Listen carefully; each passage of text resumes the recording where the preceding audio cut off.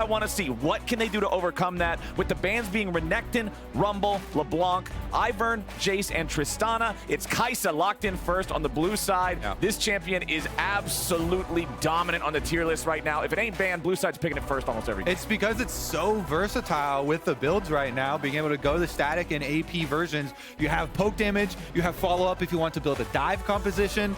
It's so good. You can play it in multiple roles as well, mid and AD carry, of course. On EG, it is flexible.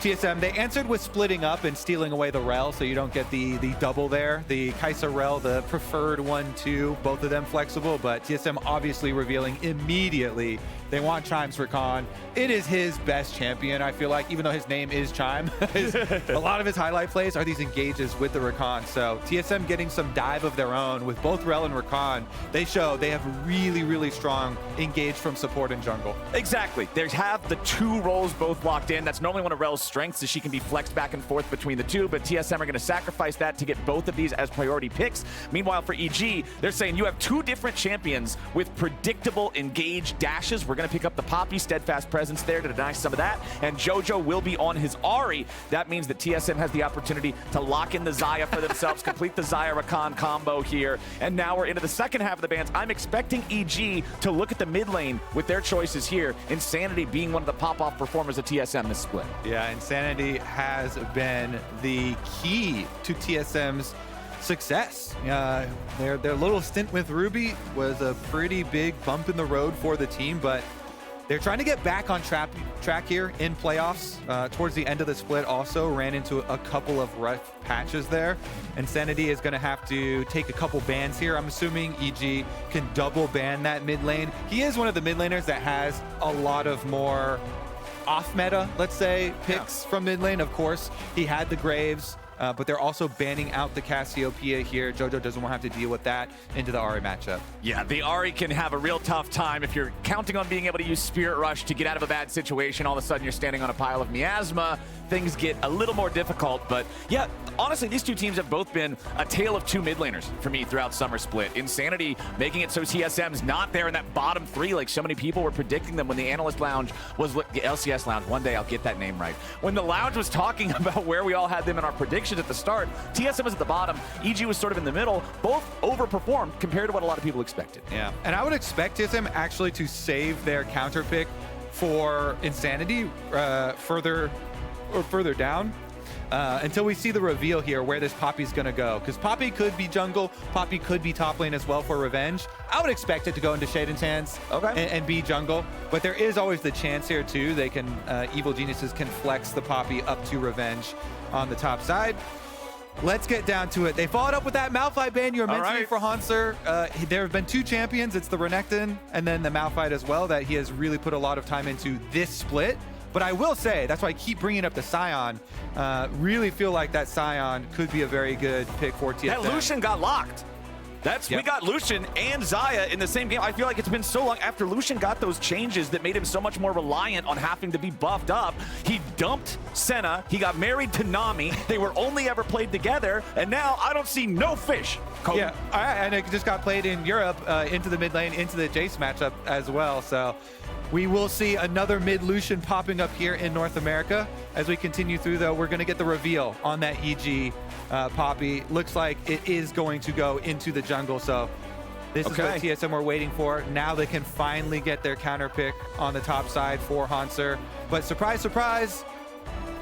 Wait a second. It's got to be a tank, right? Okay. Yep. Right, we got the hold on here. Hold on. TSM definitely a lot more success when they do set up these 5-on-5 team fights with Hauntzer on one of the main tanks, even though he does lose CS in lane phase for the large majority of the matchups, still able to be a big team fight presence for them later on. That's what they need from him.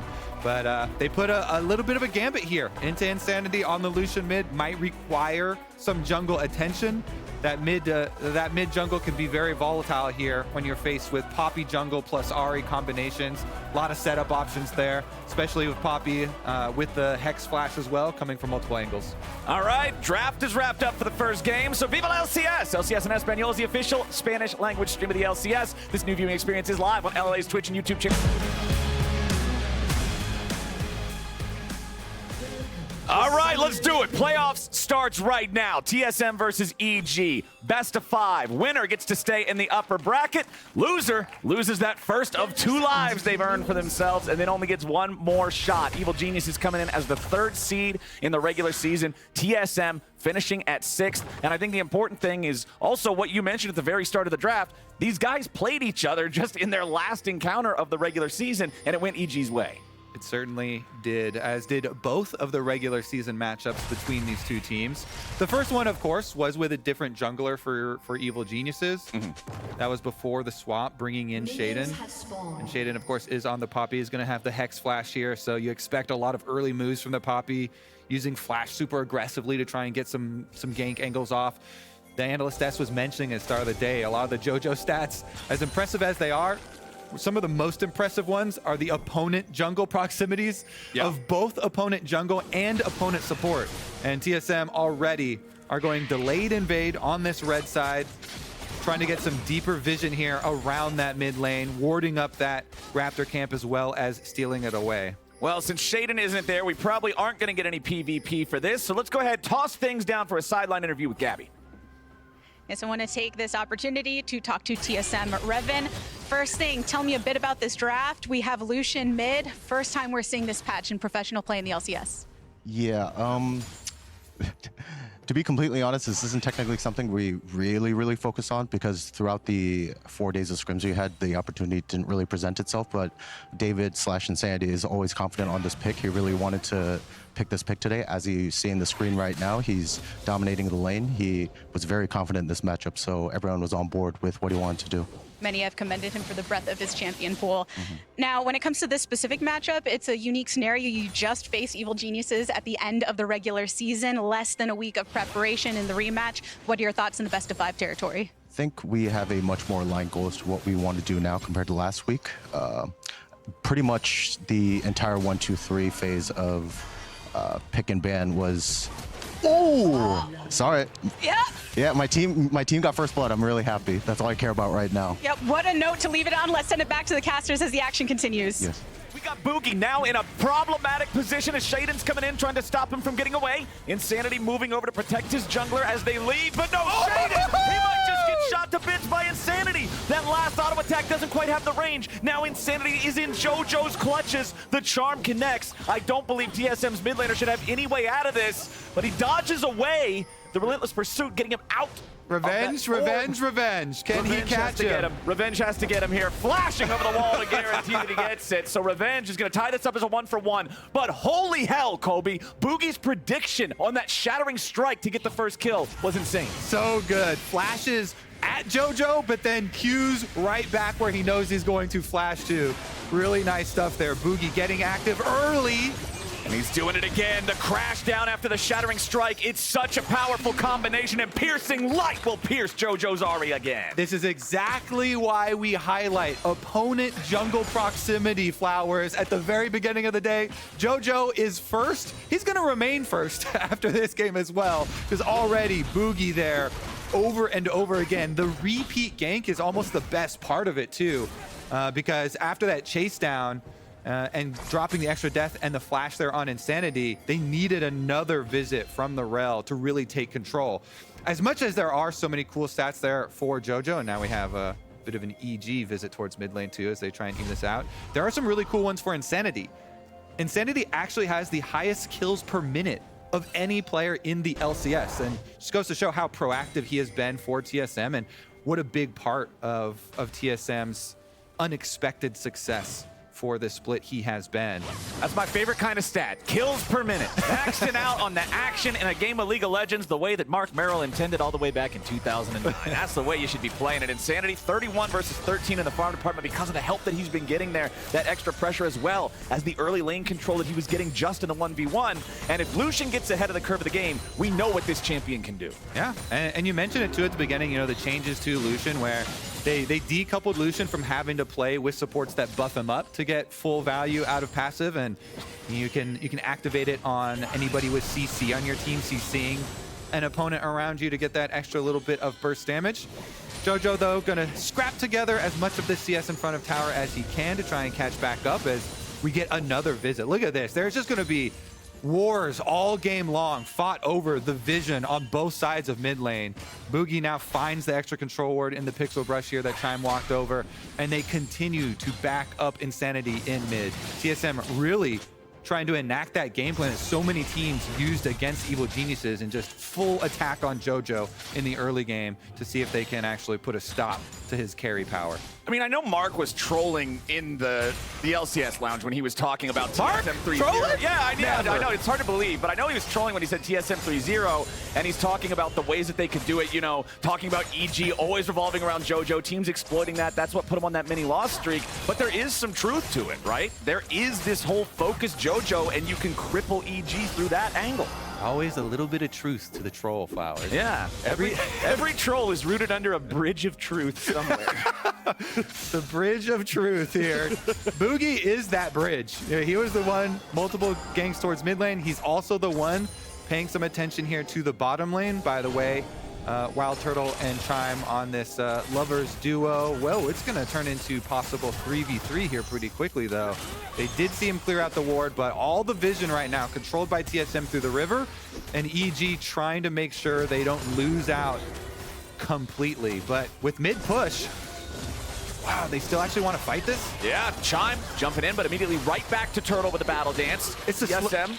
The slow from the Ocean Dragon is so annoying too if you're trying to fully kite it. But it looks like Jojo's saying, hey, I gotta push this mid wave. He's not coming quite yet. So while the rest of Evil Geniuses wanted to try and contest there, bottom side, trying to poke around a little bit, they end up just watching the Dragon go over to TSM, while Jojo's able to push back out on mid lane, catch up on a bit of CS. Yeah, that's the advantages in mid lane being translated elsewhere for a very early Dragon take from TSM. 7 minutes into the game here, up about 800 gold, plus the Drake. It's Ocean at the start. That one feels awesome to get when you take it early like that. Helps everybody's laning phase. Guess what? Hauntzer is so happy right now on top side. It's especially good for top lane. So much extra sustain for the Ornn up here. And he's been doing quite well CSing up against Revenge in the early stages. It's just the tank-on-take matchup, but against the Ksante, always have to watch out for those Ksante angles to emerge. And Ornn's one of those champions that's going to have impact later on in the team fights. Even if he does fall behind a little bit in terms of the farm, like, you know, he's down 5 or whatever, it's no big deal. But a massive Ornn horn in the middle of a team fight can totally just change the flow of a game. And I'm counting on Hauntzer to give us at least one of those big ultis in these later team fights. Yeah. Plus, he always gets to open up his little Ornn shop and offer you some expensive wares to upgrade your items later on into the game. Give you that little bit of extra scaling. Eyla and Sheiden here are going to double roam up, but it is matched by Bugi and Chime, so the numbers are here for TSM if they want to fight it. It just looks like TSM have made the call. We'll keep Xayah bottom side, WildTurtle, push bottom lane, see if you can get a plate and try and deny that minion wave. The Kaisa has showed all the way on mid wave, and so they're going to have Jojo teleport down there. Let's get a look at bottom lane, please. Thank you very much. As Eyla is forced to flash, but Jojo did use his teleport to get down here. So he catches the wave. EG don't lose out on the experience of the wave, but Turtle is still able to get a single plate for himself. Yeah, Turtle sidestepping the charm there too, making sure he doesn't have to spend either the ulti or the cleanse if he would have got caught by Jojo, so can easily just walk away from that one. TSM off to a very nice start here the first 9 minutes of the game, but now that Herald has been picked up by Evil Geniuses, there's a lot of potential to swing that gold right back into your favor with a good usage of that, especially if it's not just the drop it and forget it, take 1 or 2 plates, but if they decide to overload a lane, really make a play, put it on the back end of a dive or something, we know that that gold lead can swiftly disappear. Certainly can, and the price ends up being the single plate.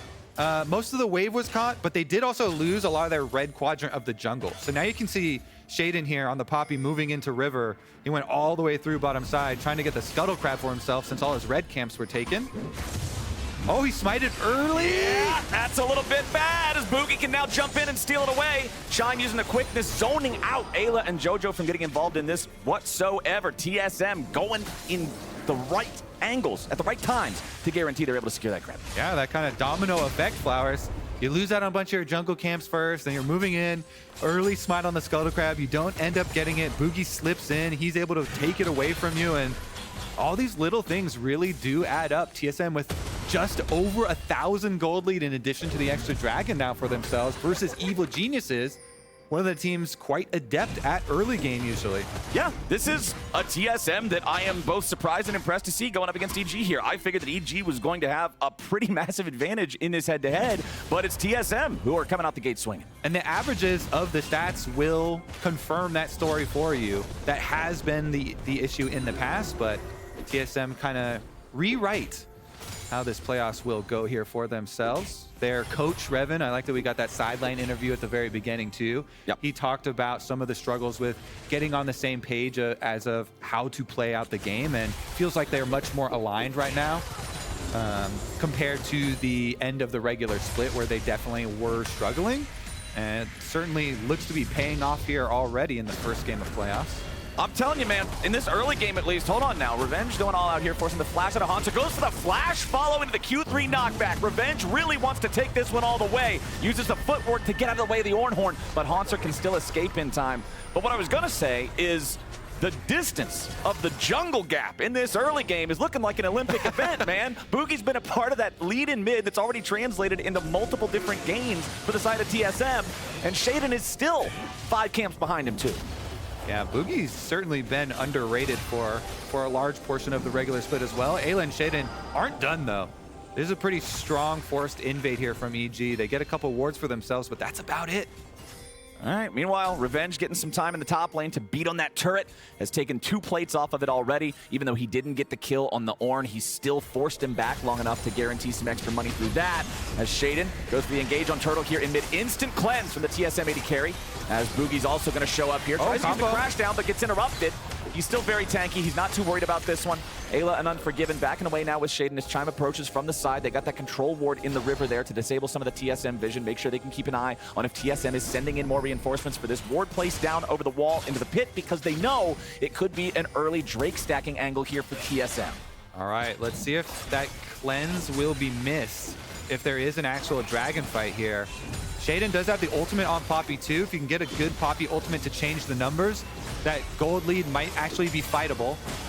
Sanity being a point of escape there for Chime, as now Bugi's in the middle of everybody. He's going to die before he can even use an ability, as Chime locks him down and Hauntzer's going to fire back to get a kill. Now Revenge stuck in the front of everybody, and Insanity's got the firepower to bring him down, making it a 2-for-1 TSM. The double AD carries here for TSM. Not only are they going to win that team fight, they're going to be able to push on mid while they take the dragon with Insanity. No jungler required because both junglers are down, so no smite steal will come through either. And they've got the DPS. There is a ward in here for Evil Geniuses, but nobody's really got the possibilities of stealing except if it was a W, and you see the recall right now from Kaisa. No Kaisa W comes out, so TSM claim dragon number 2 flowers while increasing their gold lead as well. Here's another look. Bugi gets caught, as you say. Everything used on him, and they do get the first kill for Evil Geniuses.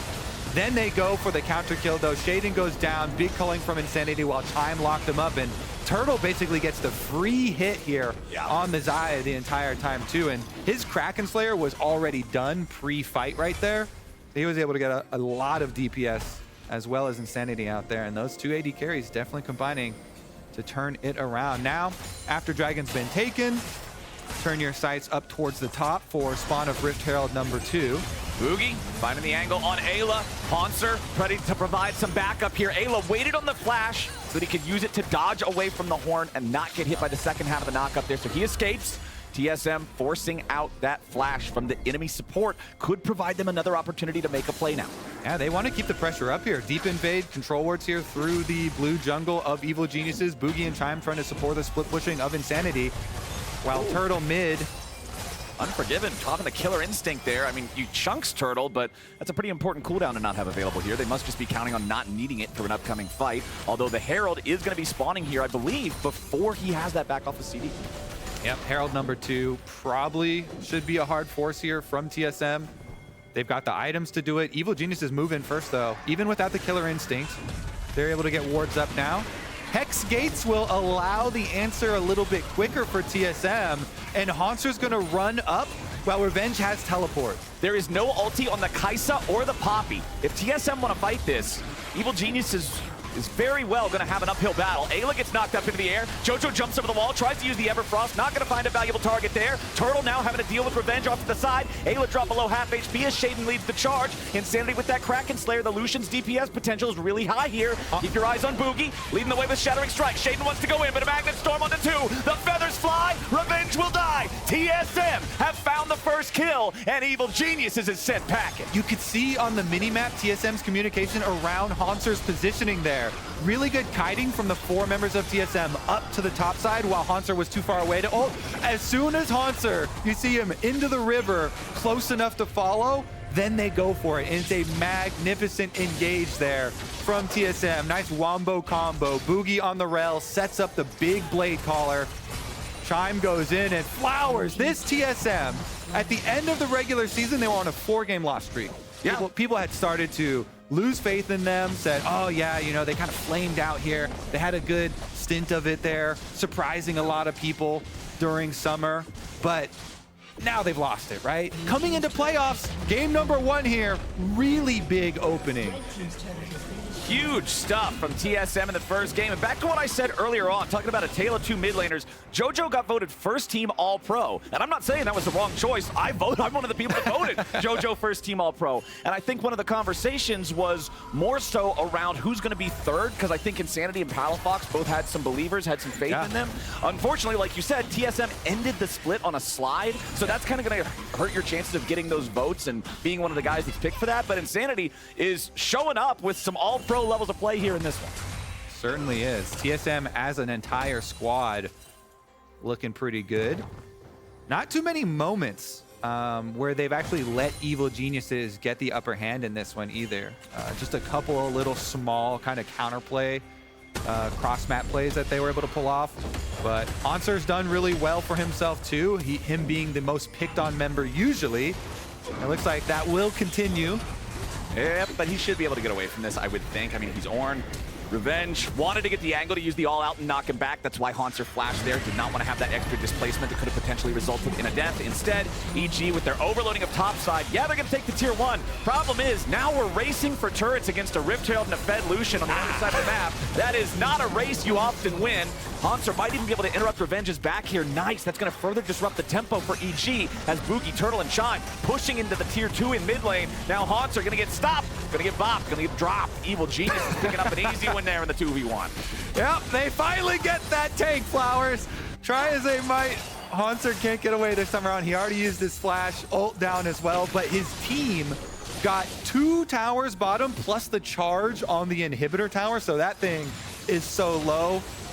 It can easily be sieged down, as well as the hard push towards mid lane for them. So net gold positive still for the pushing squad. We call turrets standing gold on the map. Well, that tier 2 in mid and the tier 3 bottom are limping gold. If TSM hit them even a little, they're down. Now Bugi's going to get locked up. This could be dangerous for TSM, but Chime is ready to follow up and engage on the enemy jungler, and Insanity immediately bursts him down. Eyla with a massive flash into the pulverize. Whoa! Where's the extra damage? They don't have enough to kill anybody just yet. Jojo's going to die. He gets the shutdown on Insanity, but he's traded, and the rest of TSM will absolutely bulldoze the remaining Evil Geniuses. All right, that's got to be Dragon number 3. Evil Geniuses only have Revenge and Unforgiven around to try and steal this one. TSM with another one, Flowers. I thought Insanity had lost his mind dashing into the middle of the squad there, and he does go down, but he's the only death, so worthy sacrifice there for TSM. They're able to get number 3. They're well on pace for an early Dragon Soul, controlling the entire map, and here it is. It starts out again as a pick onto Bugi, but he's able to jump away on the Rell after getting ignited, and then they instantly turn it around, killing Sheiden. Here comes the dash in I was talking about. Oh, he got head-butted. Nice little move there, tries to get back out. He goes down. Jojo in trade though, so easy for TSM to run it over afterwards. Evil Geniuses is struggling in this game, man. Initially, you start off just thinking, okay, very EG-favored matchup we got here today. TSM has a good early game, okay, but EG will probably come back with some of that classic team fighting in mid-game. It's just not happening. TSM's on Soul Point with a 4K lead before 20 minutes. Really impressive stuff here, TSM, with their whole game plan in the early stages too, revolving around Insanity. There's always a couple of options when you're playing a team like EG. Do you want to attack their strength, or do you want to avoid their strength and attack somewhere else? TSM said, you know what? We know Jojo is getting a lot of votes for All-Pro. We know he's probably getting a lot of votes for MVP, but we're going to attack him, keep him down, building up Insanity. And Insanity has really paid them back. This Lucian doing a lot of work, huge DPS from Insanity. And TSM said stop the count. They're tired of us. They don't want to see that no more. They're saying Insanity was robbed, and Insanity is playing in a way in this game that he is set up to lead the way and carry this team to a dub. Yeah, and of course a lot of the thanks is to the supporting cast, you know, Bugi with the early gank, Chime with some visits as well. But let's see, now can they play it out here versus EG? It's only just over 20 minutes here as we approach minute 21, but they've got full control of the map, full stacking on dragons, and they're starting up a little bit of a Baron bait too. They've got really good turn. Rakan has flash ultimate available. They've got Ornn so TSM can draw them in and look for an engage. Sheiden wants to use the Poppycopter to knock somebody away. He gets rid of Bugi. That's a critical target, but Jojo is already down. Insanity's killed him before the fight can even begin, but now he's got to try to get away from Eyla and Unforgiven as Shaiden's going to be focused by Turtle and Hauntzer across the river. An immediate re-engage from Bugi, who has rejoined the fight, sends Unforgiven heading for the hills as Eyla at least gets a shutdown back on a Turtle. Both of the AD carries are dead on TSM, and Revenge is ready to run wild. Hauntzer and Bugi and Chime do not have the DPS. They got to get away from this Ksante. Revenge continuing to try to find the knockups here. Gets one, but over the wall comes the crash down. Bugi still looking for a chase. Now the Revenge doesn't have the damage. The Vamp, he can't escape, and Hauntzer takes the kill. There's no DPS left in the middle of the map, Flowers. Unforgiven was the only one alive, and he went up towards topside to push that wave out. So they end up chasing down Revenge in the end, but here's another look at it. Like we're saying, when they're starting up that Baron, they're just looking for the turn the entire time. Nice little flank around the top side to do get their first kill. Hauntzer then cleaning up the second kill onto Sheiden. But look at this, you mentioned it, they go straight for the AD carries. Both AD carries for TSM killed. Evil Geniuses have their first sign of success here, real big success in a team fight. But Unforgiven was so low that even though he did not die, he was as good as dead, only at 100 HP there on the Kaisa, so he went topside, and that's why Revenge eventually got chased down there. They had no DPS to follow it up. Eyla with the flash pull, and Turtle's in danger. Massive engage coming out from EG, but a bigger turnaround from TSM. EG don't have the damage, and TSM just got themselves a Baron hand-delivered on a silver platter. Unforgiven and Revenge are the only two left. They gotta try to stop this, but how are you gonna do it in a 2v5? The Smite's ready to go for Bugi. Shaiden's one of the three dead. No chance to steal. EG just got their kneecaps knocked in on that one. And Hauntzer at the front gate there, just pressing S, standing menacingly in front of the Evil Geniuses, not allowing them to even step close to contest. Unforgiven at least gets the mid tower there where objective bounty shutdown, but that is a small drop in the bucket. Here's the engage. You can kind of tell what EG are thinking. They're like, oh man, we're so far behind. We just have to take any opportunity that comes to us. So as soon as they saw him there, they try and go on Unforgiven. Jojo knows it, you know, as soon as it happens, Eyla all ends. He tries to fall up over the wall, but really good protection from TSM. They have the rest of the members there. They keep him safe. And now with Baron buff, we've got Dragon Soul arriving shortly. And now Hauntzer's gonna lead the way as Evil Geniuses try to disengage from this one on TSM. The big thing about that last fight too, and the reason why I don't fault EG for going for it, you could see in the replay, the cooldown timer on WildTurtle's ulti was only 3/4 of the way resolved. He still didn't have the ability to try to disengage it with the ult, meaning that they thought they could burst him, and you saw how close he got, down to 200 HP. But again, that's just the gold diff in action, excuse me, as now that 5,000 lead is allowing TSM to try to force this Drake and an early Hex Soul. Sheiden does not use the ulti, lets that one expire. Gonna have the cooldown mostly refunded. Ornn summoned up. Revenge going in to try to disrupt it, but now Jojo's locked down the Magnet Storms, bringing in multiple players from EG, and Bugi's got the first kill back onto the Poppy. Unforgiven drops Revenge right beside him. Jojo and Eyla have to run. TSM don't lose a man other than nobody at all. It's TSM all the way. Remember that turret from a couple of hours ago? Well, we're right back to it now, and they're finishing what they started. TSM starting us out with a banger in playoffs. Steam rolling. Evil Geniuses. We're just about to get to 25 minutes, and they've got Soul, they've got Baron coming inside the base. Eyla, man, that ulti can't protect you. Not when it's 5v1. Jojo's gonna drop. That'll end it. TSM with a dominant win in game number 1. Sheiden's not gonna slow this one down more than a second or two. It only took 25 minutes, and TSM slammed them. We get the WildTurtle smile in game number 1 of Focus TSM. Clear game plan, attack Jojo, attack him hard, and they never let up on the pressure. The double 80 carries, Insanity always playing really far up in these team fights. So much DP.